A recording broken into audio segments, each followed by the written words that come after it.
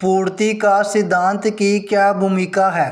उत्तर है मांग की तरह पूर्ति का भी अर्थशास्त्र में विशेष महत्व है। कीमत निर्धारण में वस्तु की मांग के साथ पूर्ति की ओर भी ध्यान दिया जाता है, अर्थात मांग और पूर्ति के द्वारा ही बाजार में संतुलन स्थापित हो जाता है। व्यक्तिगत पूर्ति तथा इसे प्रभावित करने वाले तत्व। नंबर 1, वस्तु की कीमत। वस्तु की पूर्ति को निर्धारित करने वाला सबसे महत्वपूर्ण तत्व वस्तु की कीमत है। पूर्ति तथा कीमत में प्रत्यक्ष तथा धनात्मक संबंध पाया जाता है। आमतौर पर जितनी कीमत अधिक होगी, वस्तु की पूर्ति भी उतनी ही अधिक होगी। नंबर 2, संबंधित वस्तुओं की कीमत। किसी वस्तु की पूर्ति इसके प्रतिस्थापकों तथा संयुक्त पैदा की जाने वाली वस्तुओं की कीमतों पर भी निर्भर करती है। नंबर 3, प्रतिस्थापन वस्तुओं की पूर्ति। प्रतिस्थापन वस्तुओं की पूर्ति कीमतों के विपरीत परिवर्तित होती है। जैसे कोका कोला की पूर्ति पेप्सी की कीमत बढ़ने से कम होगी, क्योंकि पेप्सी की कीमत बढ़ने से उत्पादक इसकी पूर्ति बढ़ने के लिए उत्साहित होंगे, जिससे इसकी पूर्ति बढ़ जाएगी तथा कोका कोला की पूर्ति कम होगी। नंबर 4, संयुक्त वस्तुएं।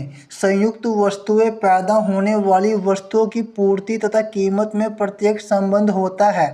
जैसे कपास तथा बिनौला की पूर्ति तथा कीमत में प्रत्यक्ष संबंध होता है।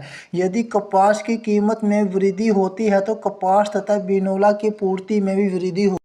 नंबर 5, उत्पादन के साधनों की कीमतें। उत्पादन के साधनों की कीमतें बढ़ने से उत्पादन लागतें बढ़ेगी, जिससे उत्पादकों के लाभ कम होंगे तथा पूर्ति भी कम होगी। अर्थात साधनों की कीमतों का वस्तु की पूर्ति के साथ विपरीत संबंध होता है। नंबर 6, फर्मों के लक्ष्य। वस्तु की पूर्ति फर्म के लक्ष्य अधिकतम लाभ अथवा अधिकतम बिक्री से भी निर्देशित प्राप्त करती है। यदि फर्म का उद्देश्य अधिकतम लाभ प्राप्त करना है तो वह ऊंची कीमत पर अधिक वस्तुओं की पूर्ति करेगी। नंबर 7, तकनीक में परिवर्तन। यदि उत्पादक नई तकनीकों का प्रयोग करके उत्पादन लागतों को कम करते हैं तो इससे उत्पादन तथा पूर्ति का स्तर ऊंचा होगा, अर्थात तकनीकी सुधार वस्तु की पूर्ति में वृद्धि लाते हैं। नंबर 8, वस्तुएं पैदा करने वाली फर्मों की संख्या। यदि एक वस्तु को पैदा करने वाली फर्मों की बड़ी संख्या है तो इससे बाजार पूर्ति बढ़ती है। यह वस्तु से मिलने वाले लाभ की दर पर निर्भर करती है। अधिक लाभ होने से नई फर्में उद्योग में प्रवेश करेगी। नंबर 9, कीमत में संभावित परिवर्तन।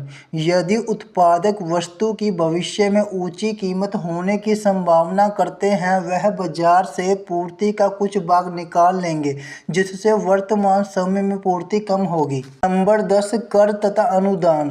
किसी वस्तु की पूर्ति सरकार द्वारा लगाए जाने वाली भारी करों से बुरी तरह प्रभावित होती है, क्योंकि इससे उत्पादकों को लाभ प्राप्त होने की संभावना कम हो जाती है। इसी प्रकार करों में छूट या अनुदान फर्म की लाभदायकता को बढ़ाती है, जिससे बाजार पूर्ति बढ़ती है। नंबर 11, प्राकृतिक तत्व। कृषि पदार्थों की पूर्ति प्राकृतिक तत्वों जैसे वर्षा, जलवायु, भूमि की उत्पादकता आदि तत्वों पर निर्भर करती है।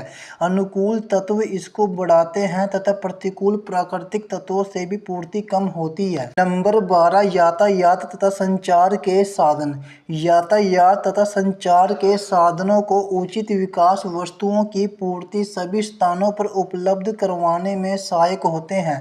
यदि यातायात के साधन अपर्याप्त तथा इससे वस्तु की पूर्ति दुर्लभ हो सकती है। नंबर 13, उत्पादकों में समझौता। कई बार किसी विशेष वस्तु के उत्पादक इकट्ठे होकर विशेष संगठन बना लेते हैं तथा बाजार में वस्तु की पूर्ति नियमित कर लेते हैं, ताकि उन्हें नियमित लाभ प्राप्त होते रहे। इस दशा में वह पूर्ति बढ़ाने अथवा कम करने के लिए निर्णय ले सकते हैं।